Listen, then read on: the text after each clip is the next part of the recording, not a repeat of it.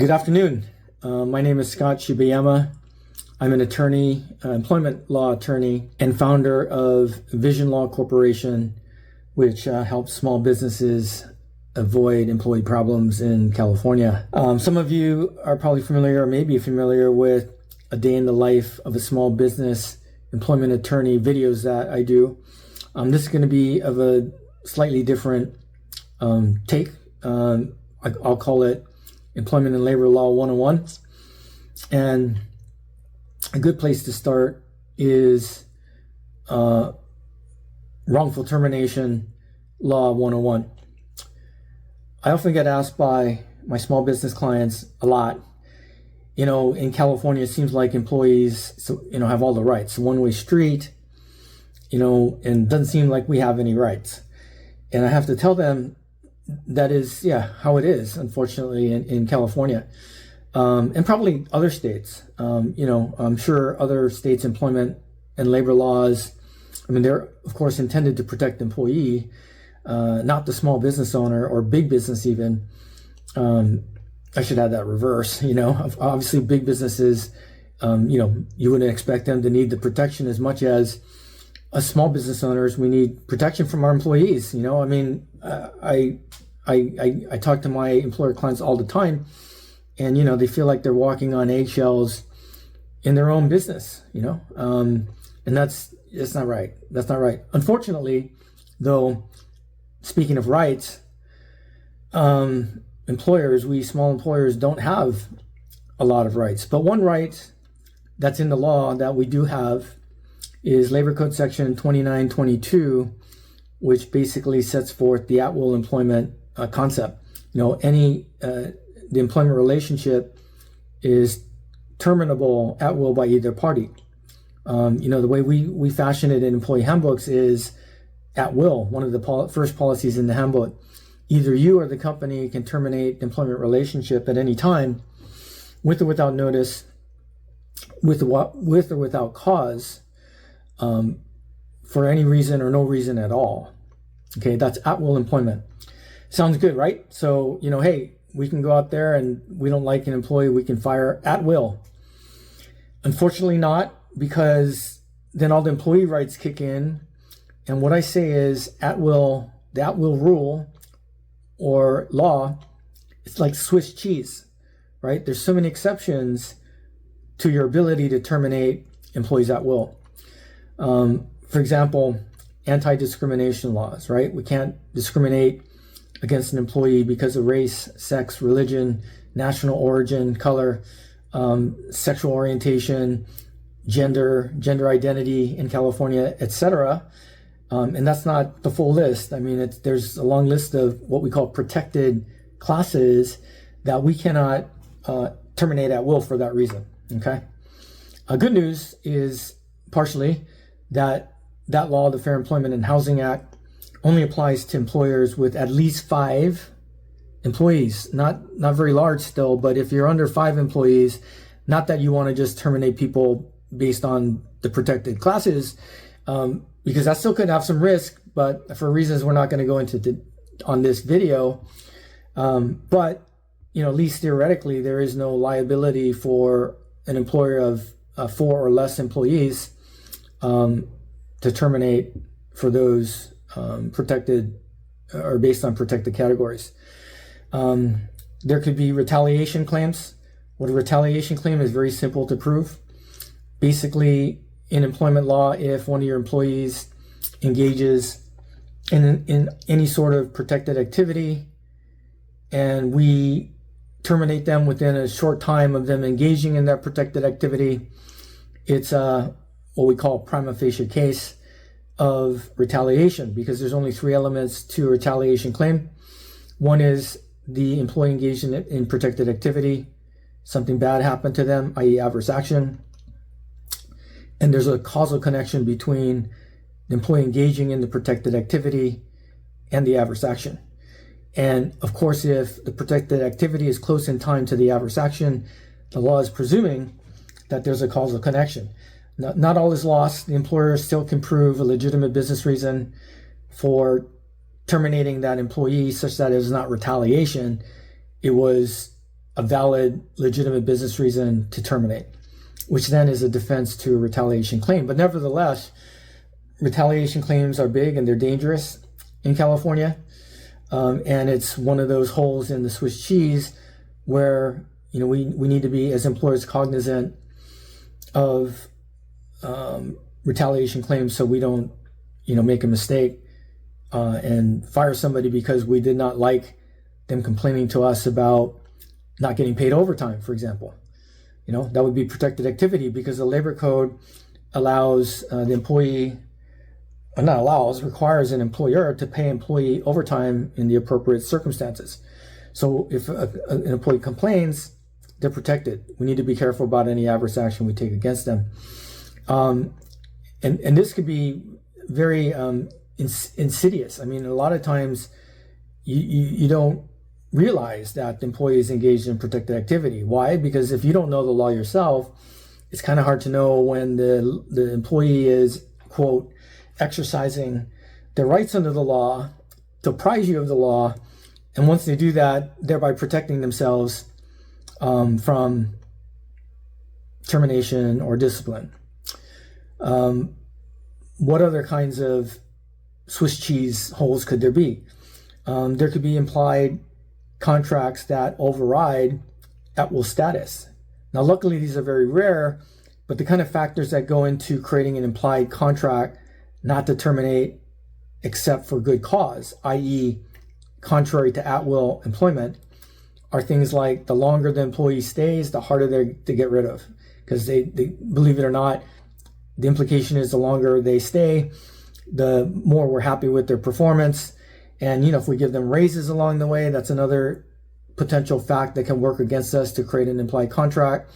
Or even worse, we say verbally or put in writing that, hey, keep up the great work. And, you're going to have a job for the foreseeable future, or any kind of words to that effect, right? We don't want to, it's unfortunate because, you like to motivate your employees with having carrots like, continued employment, obviously, if they do a great job. That's a no-brainer, that's a given, but we don't want to say that. Unfortunately, California law puts the kibosh on that.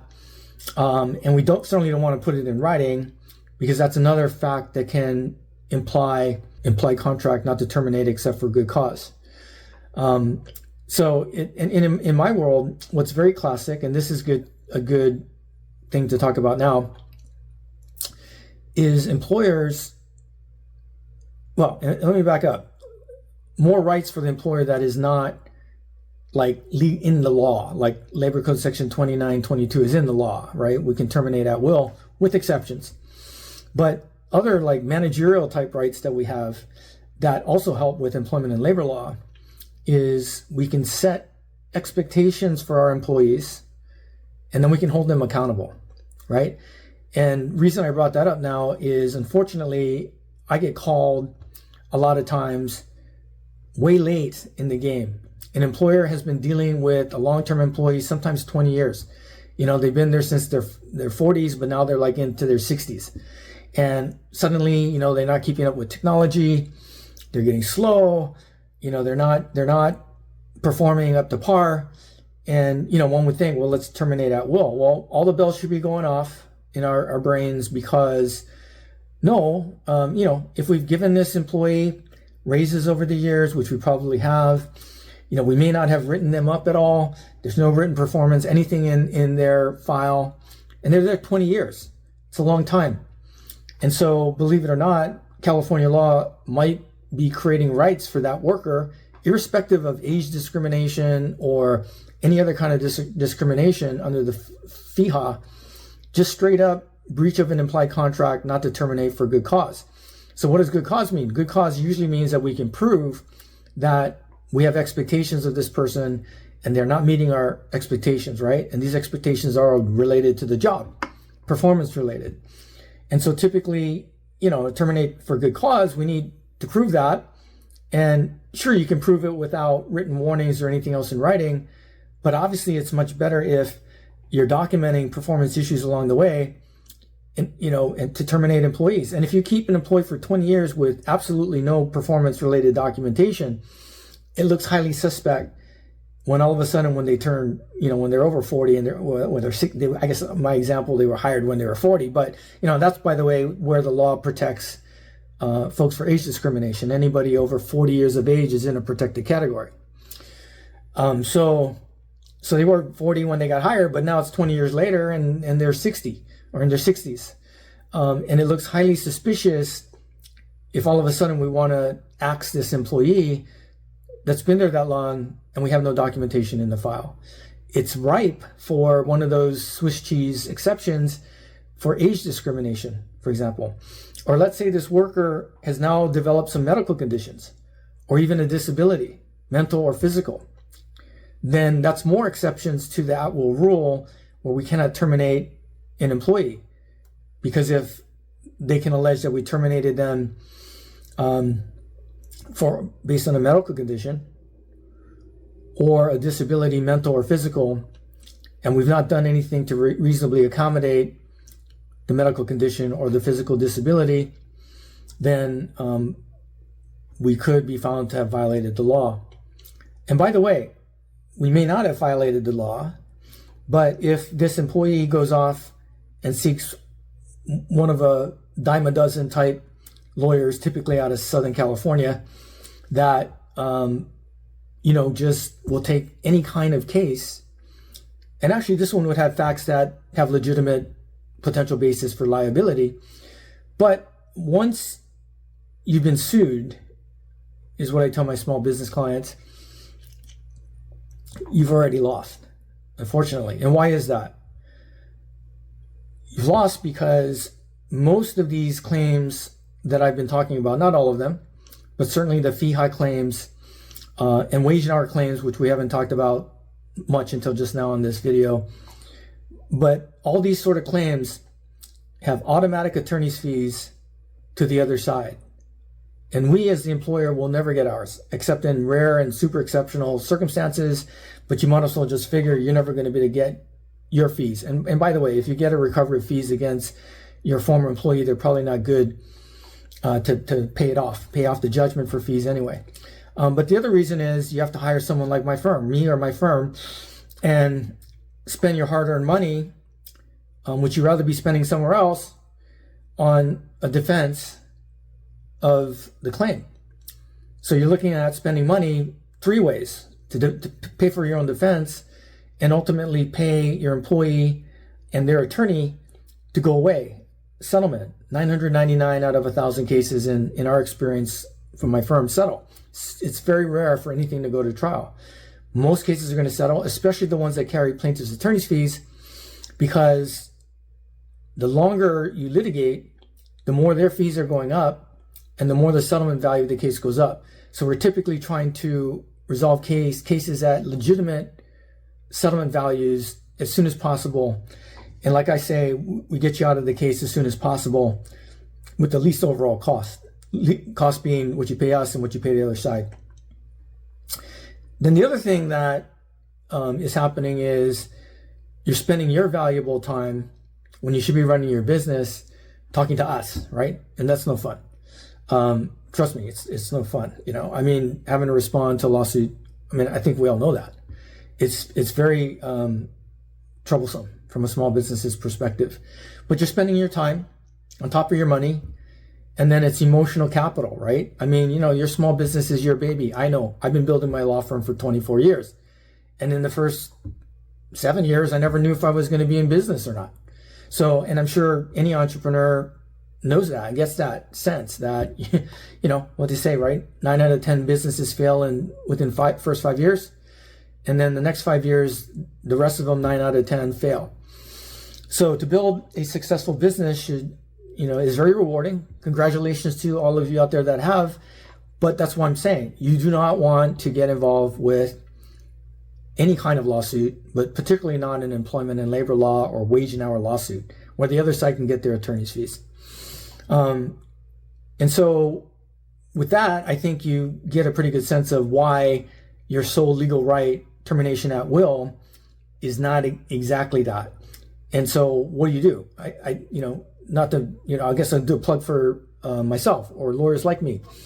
One of your rights is to have knowledgeable and experienced employment and labor law counsel on your side, not on the other side, on your side, that understands the law, understands the nuances of at will and what are exceptions to at will, understands how to help you set clear expectations with your employees, hold them accountable, discipline them as appropriate, or sometimes you're just going to fire them at will. I mean, there are times where you fire employees at will, namely for misconduct, for example.